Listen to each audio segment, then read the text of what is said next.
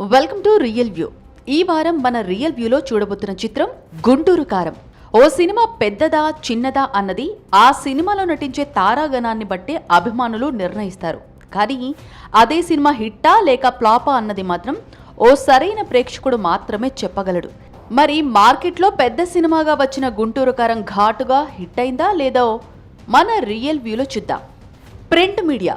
Trivikram cinema అంటే ముందుగా ఇష్టపడేది సామాన్య ప్రేక్షకులు, ఆపై సాహిత్య ప్రియులు. ఎందుకంటే సినిమా పాత్రల మధ్య వచ్చే సంభాషణలను గిలిగిందలు పెట్టే ప్రాసతో ప్రేక్షకులను కడుపుబ్బ నవ్వించే స్థాయి త్రివిక్రమ్ పెన్నుకు ఉందని సినీ విమర్శకులు సైతం నమ్ముతారు. కానీ గుంటూరు కారం సినిమా పాత్రల సంభాషణలకు త్రివిక్రమ్ పెన్నులో ఇంక్ అయిపోయిందని దాదాపు ప్రింట్ మీడియా మొత్తం కోడై కూసింది. మహేష్, శ్రీలీల మెరుపులు తప్ప సినిమాలో టైటిల్ తప్ప మరేది ఘాటుగా లేదని ప్రింట్ మీడియా వ్యాఖ్యానించింది. సో గుంటూరు కారం సినిమాకు ప్రింట్ మీడియా ఇచ్చిన రేటింగ్ 2.5. వెబ్సైట్స్. మాస్ ఇమేజ్ ఉన్న మహేష్ బాబు గుంటూరు కారం సినిమాలో కొత్త స్టైల్లో కనిపించారని, అలాగే శ్రీలీల డాన్స్ చాలా బాగా చేసిందని, పాటలు, డాన్స్ మరియు ఫైట్స్ చాలా బాగున్నాయని, కాకపోతే కథ మాత్రం కొంత రొటీన్ అయిందని వెబ్సైట్స్ రాసుకొచ్చాయి. సో గుంటూరు కారం సినిమాకు వెబ్సైట్స్ ఇచ్చిన రేటింగ్ 2.75.